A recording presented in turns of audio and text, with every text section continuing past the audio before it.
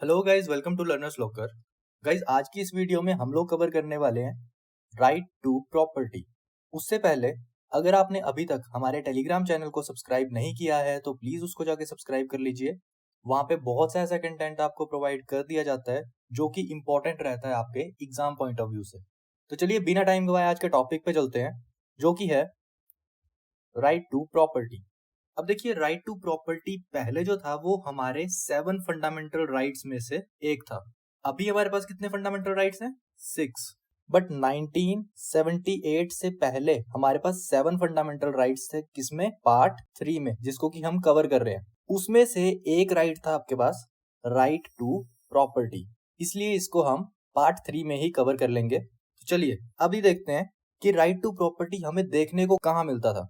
तो right to property हमें मिलता था आर्टिकल 19F में एंड आर्टिकल 31 में। अब 19F एंड 31 में क्या डिफरेंस था? बेसिकली ये चीज हम पहले भी कवर कर चुके हैं, बट फिर भी इसका मेन जो डिफरेंस है वो आपको पता होना चाहिए।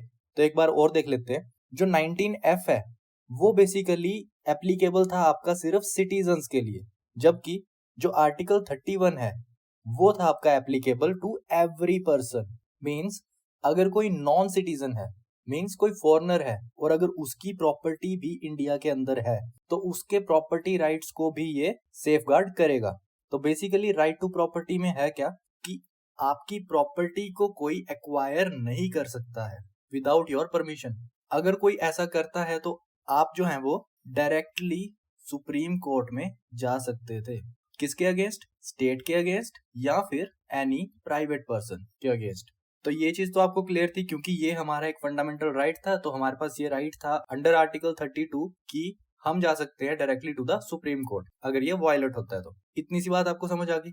चलिए अब देखते हैं कि ये बेसिकली इतना कंट्रोवर्शियल क्यों रहा और क्यों इसको हमारे फंडामेंटल राइट से हटा के एक लीगल राइट बनाया गया हमारा। तो देखिए बेसिकली हो क्या रहा था इंडिया में 1978 से पहले। डेवलपमेंट के नाम पे इंडिया में कुछ भी नहीं हो पा रहा था। क्यों नहीं हो पा रहा था? Just because of this right to property, क्योंकि ये क्या था? हमारा एक फंडामेंटल राइट। अब क्यों नहीं हो पा रहा था इसको एक एग्जांपल से समझते हैं। मान लीजिए ये कोई एक रीजन है। अब यहाँ पे क्या है कि स्टेट इस पॉइंट से इस पॉइंट तक क्या बनाना चाहती है? एक रोड। अब बीच में जो है यहाँ पे बहुत सारी लैंड है, किसकी? प्राइवेट पर्सन्स की। तो स्टेट बोल रही है कि ये लैंड हमें चाहिए, ये वाला पोर्शन हमें चाहिए, ये पोर्शन, ताकि यहाँ पे रोड बन सके। बेसिकली डेवलपमेंट पर्पस के लिए हम इसको यूज करेंगे। किसकी डेवलपमेंट? स्टेट की डेवलपमेंट। एंड किसके लिए?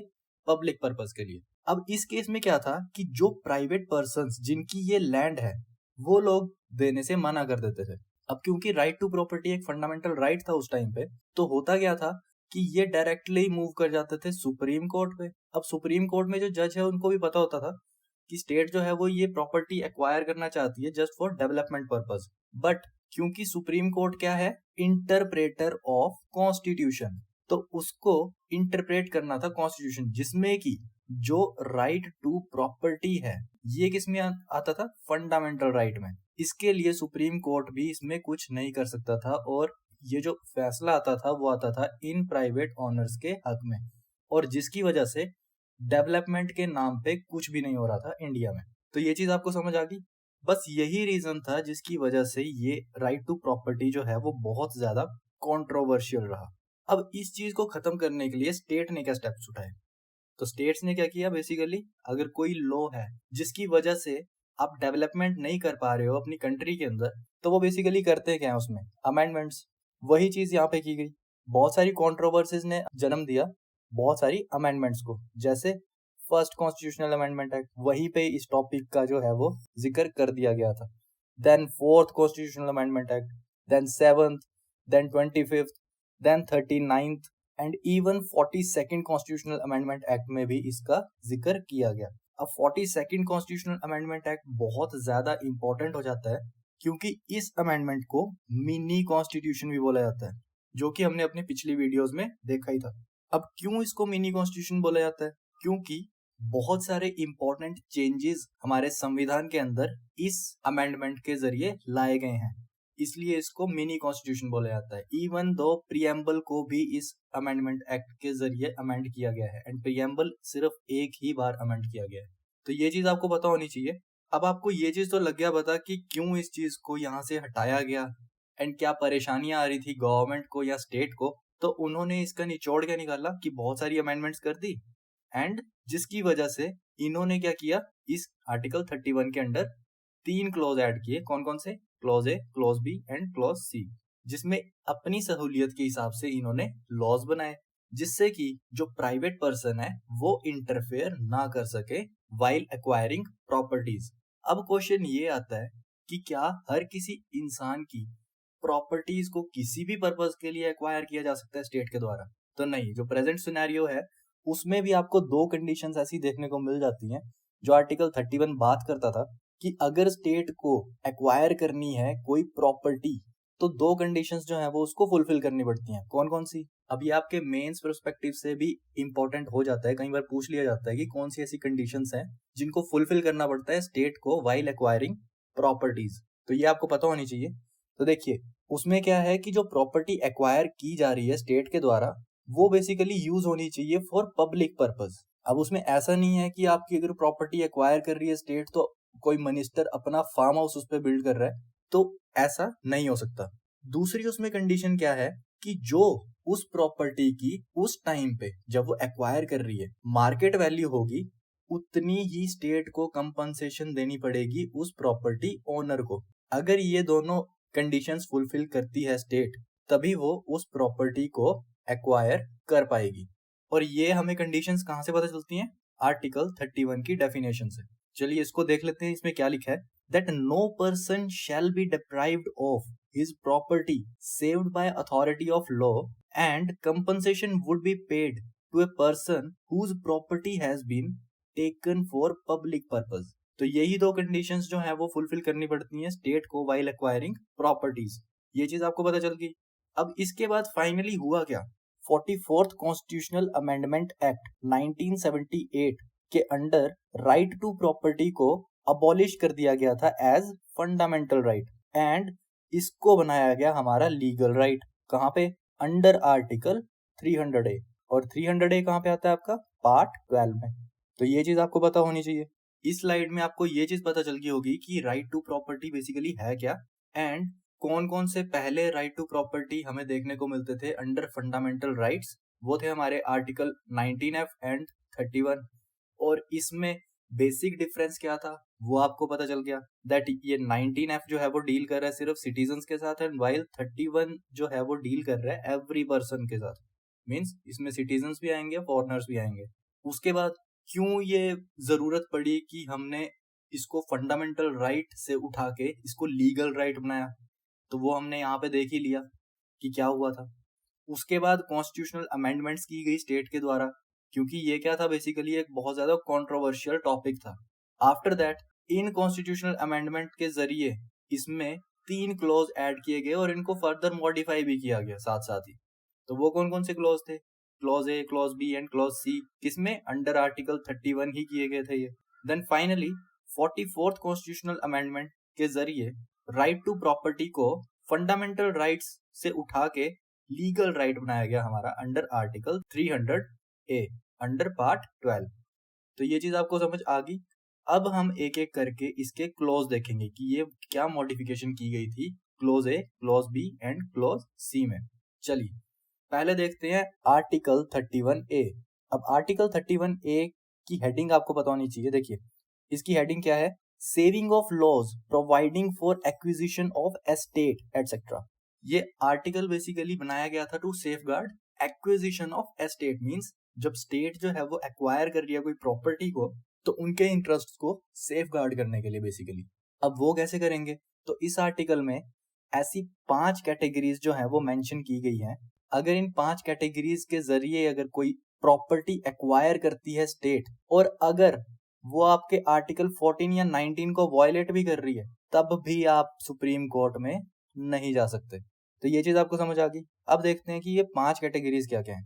तो पहली, while acquisition of estate and related rights by state. Means to say अगर कोई प्रॉपर्टी एक्वायर कर रही है state, then taking over the management of properties by the state, की जो मैनेजमेंट है उस प्रॉपर्टी की उसको टेक ओवर कर रही है अगर तो। Then amalgamation of cooperation. Amalgamation means merge करना, तो वो भी कर सकती है स्टेट। देन एक्सटिंग्विशमेंट और modification of rights of directors और शेयर होल्डर्स और कॉरपोरेशन, मीन्स जो डायरेक्टर्स हैं, शेयर होल्डर्स हैं या कॉरपोरेशन है, उसके जो राइट्स हैं एक प्रॉपर्टी के अंडर या किसी कंपनी के अंडर, तो उनको भी मॉडिफाई कर सकती है स्टेट। देन एक्सटिंग्विशमेंट और मॉडिफिकेशन ऑफ माइनिंग लीज। अब लीज का तो सबको पता ही है कि अगर फॉर एग्जांपल कोई प्रॉपर्टी है उसको लीज पे दिया गया है तो उसको भी जो है वो मॉडिफाई कर सकती है कौन? स्टेट। अब अगर इन 5 कैटेगरीज में किसी इंसान की प्रॉपर्टी फॉल कर रही है एंड अगर उसका आर्टिकल 14 एंड 19 भी वायलेट हो रहा है साथ में, तो वो सुप्रीम कोर्ट में मूव नहीं कर सकता। तो बेसिकली ये मेंशन किया है आपका आर्टिकल 31A में। बट क्या इतना ही है क्या? ऐसा नहीं है, इसमें भी कुछ एक्सेप्शंस मिलेंगे आपको। वो क्या है? ऐसा नहीं है कि किसी की भी प्रॉपर्टी जो है वो एक्वायर कर सकती है स्टेट इन 5 कैटेगरीज के अंदर ही, कि उसमें भी क्या है कि जो जुडिशियल रिव्यू की पावर रहेगी वो आपको देखने को मिल जाएगी यहाँ पे। कैसे? ये जो आर्टिकल है ये इम्यून नहीं करता है स्टेट लॉज को फ्रॉम जुडिशियल रिव्यू। अब जुडिशियल रिव्यू क्या है कि ऐसा नहीं है कि कोई भी लॉ लेके आ जाएगी स्टेट एंड वो एप्लीकेबल होगा, उसमें जुडिशियरी जो है वो अपना रिव्यू दे सकती है। अगर वो इनवैलिड होगा या अनकॉन्स्टिट्यूशनल होगा तो उस पर फर्दर एक्शंस लिए जा सकते हैं। एक चीज आपको पता चल गई। दूसरी चीज क्या है इसमें कि payment of compensation eight market value, जो मैंने पिछली स्लाइड में आपको बताया, वो क्या है कि अगर कोई आपकी लैंड है ये एक्वायर कर ली स्टेट ने, अब इस लैंड की जिस टाइम पे स्टेट इसको एक्वायर कर रही है उस टाइम पे जो मार्केट वैल्यू होगी वो पे करनी पड़ती है किसको? ओनर को। तो ये जो कंपनसेशन अमाउंट होगा जो स्टेट पे करेगी ओनर को, वो क्या होना चाहिए? उस प्रॉपर्टी की उस टाइम पे जो मार्केट वैल्यू होगी।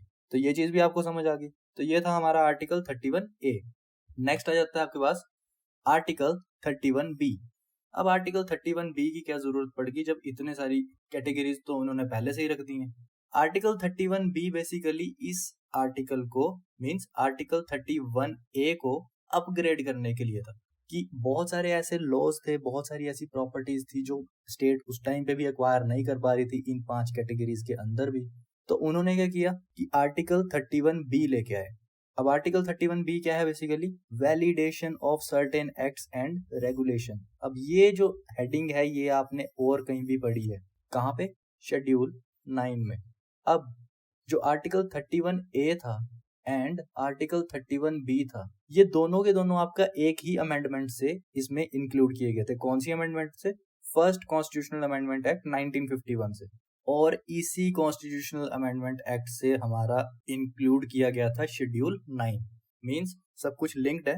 तो इसमें क्या देखना है आपको कि बेसिकली कर क्या रहे हैं? अब स्टेट ने एक ऐसा शेड्यूल तैयार कर दिया जिसमें बेसिकली कोर्ट अपना रिव्यू नहीं दे सकता। मींस जो इम्यून होगा किससे? जुडिशियल रिव्यू से। एंड यहाँ पे जो है वो स्टेट अपना कुछ भी कारोबार कर सकती है, कोई भी लॉ लेके आ सकती है। अब उसमें फंडामेंटल राइट्स वायलेट हो रहे हैं किसी के या कुछ भी हो रहा है, तो उसमें जब ये जुडिशियल रिव्यू से ही इम्यून हो गया, जब कोर्ट ही उसमें दखल अंदाजी नहीं कर सकता, तो वो तो कोई भी एक्ट लेके आ सकते हैं। तो ये लोग स्टेट क्या करने लगे बेसिकली कि इसमें अपने अकॉर्डिंग कोई भी लॉज जो है वो लेके आने लग पड़े। तो यहाँ पे ये 31B का लाने का मकसद ही ये था कि हम बेसिकली कोर्ट और शेड्यूल 9 के बीच में एक बैरियर क्रिएट कर दें, जिससे होगा क्या कि कोर्ट इन लॉज में कोई दखल अंदाजी नहीं कर पाएगा और ये लॉज जो है वो एप्लीकेबल हो जाएंगे और इजीली स्टेट जो है वो डेवलपमेंट कर सकती है बिना किसी परेशानी के। ओके, बट ऐसा पॉसिबल था क्या? ऐसा पॉसिबल बिल्कुल भी नहीं था। हुआ क्या बेसिकली, वो हमने शेड्यूल 9 में भी देखा था कि क्या हुआ था। और जो शेड्यूल 9 है अभी करंट सिनेरियो में, वो आपका इम्यून नहीं है जुडिशियल रिव्यू से। तो बेसिकली हुआ क्या था, 2007 में हमारे पास आया था कोयलो केस। अब कोयलो केस में क्या जजमेंट आई थी? That there can not be a blanket immunity from judicial review of laws including in 9th schedule. अब 9th शेड्यूल में कोई भी लॉज है तो उसमें ऐसा पॉसिबल नहीं है कि उसमें ब्लैंकेट इम्यूनिटी की भाई आप बच ही जाएंगे कोर्ट के रिव्यू से, ऐसा कुछ भी नहीं था। तो ये डिसीजन लाया गया सुप्रीम कोर्ट के द्वारा। अब इस कोयलो केस ने क्या किया बेसिकली, जो ये बैरियर क्रिएट किया गया था स्टेट के द्वारा, इसको हटा दिया गया, ये खत्म कर दिया गया। अब है क्या कि जो 9th शेड्यूल के अंदर लॉज आएंगे वो इम्यून नहीं है जुडिशियल रिव्यू से। मींस अब जुडिशरी जो है वो इसमें इंटरफेयर कर सकती है। बट इसमें भी इन्होंने एक कंडीशन रखी, वो क्या थी कि ये जो लॉज हैं 9th शेड्यूल के अंदर जो स्टेट लॉज लेके आ रही है, इनको ड्यूल टेस्ट पास करना पड़ेगा, तभी ये वैलिड माने जाएंगे। ड्यूल टेस्ट क्या है, नाम से ही आपको पता चल गया होगा कि इनको दो कंडीशंस जो हैं वो फुलफिल करनी पड़ेंगी। पहली कि ये किसी के फंडामेंटल राइट्स को वायलेट ना करें, दूसरी कि ये डिस्ट्रॉय ना करें बेसिक स्ट्रक्चर को। अब बेसिक स्ट्रक्चर बहुत इंपॉर्टेंट चीज है जुडिशरी के पास, जिसकी वजह से उन्होंने बहुत सारे ऐसे मनगढ़ंत लॉज को इम्प्लीमेंट होने से रोका है। बेसिकली सुप्रीम कोर्ट ने अभी तक रिवील नहीं किया है कि व्हाट इज बेसिक स्ट्रक्चर। क्यों नहीं किया रिवील? क्योंकि अगर वो रिवील कर देंगे तो पार्लियामेंट जो है वो बहुत ऐसे लॉज लेके आ जाएगी जो कि बेसिक स्ट्रक्चर को भी डिस्ट्रॉय नहीं करें और वो बेसिकली एप्लीकेबल भी होंगे। तो उन्होंने अभी तक ऐसा रिवील नहीं किया है। वो हमें देखने को मिलती हैं कुछ एक बातें जो कि डिफाइन करती हैं बेसिक स्ट्रक्चर को। वो बेसिकली है क्या, जो पिछले केसेस हुए थे उनके अकॉर्डिंगली हम आइडिया लगा सकते हैं कि ये बेसिक स्ट्रक्चर में आता होगा। तो ये बात आपको क्लियर है। अब अगर कोई लॉ है इसमें वो वायलेट कर रहा है फंडामेंटल राइट्स को और वो बेसिकली डिस्ट्रॉय कर रहा है बेसिक स्ट्रक्चर को, तो उसे क्या करार कर दिया जाता है, अनकॉन्स्टिट्यूशनल, और वो एप्लीकेबल नहीं रहेगा लॉ। तो आर्टिकल 31B जो है ये भी आपको समझ आ गया कि ये क्या है। नेक्स्ट आ जाता है आपके पास आर्टिकल 31C। चलिए अब इसकी हेडिंग देखते हैं क्या है। Saving of laws giving effect to certain directive principles. अब स्टेट ने क्या किया कि फंडामेंटल राइट्स पे तो इन्होंने बात खड़ी कर दी है शेड्यूल 9 के जरिए कि जुडिशियल रिव्यू के अंडर आ गया है एंड अब फंडामेंटल राइट्स वायलेट नहीं कर सकते, तो ये चीज तो हो नहीं पाएगी। अब स्टेट ने क्या किया, डायरेक्टिव प्रिंसिपल्स का सहारा लिया। वो बोल रहे हैं कि डायरेक्टिव प्रिंसिपल्स को मद्देनजर रखते हुए अगर स्टेट कोई लॉ लेके आती है जिससे कि आपका आर्टिकल 14 एंड 19 वायलेट होता भी है अगर, तब भी आप मूव नहीं कर सकते सुप्रीम कोर्ट में। तो बेसिकली आर्टिकल 31C जो है वो ये बात कर रहे हैं। अब इसको इंसर्ट कब किया गया था, तो इसको इंसर्ट किया गया था 25th कॉन्स्टिट्यूशनल अमेंडमेंट एक्ट 1971 से। ये चीज आपको समझ आ गई। अब क्या ये सारे के सारे डायरेक्टिव प्रिंसिपल्स एप्लीकेबल है क्या, तो नहीं। ऐसी नाकाम कोशिश की गई थी आपकी इंदिरा गांधी गवर्नमेंट द्वारा, कब, 42nd अमेंडमेंट एक्ट के द्वारा।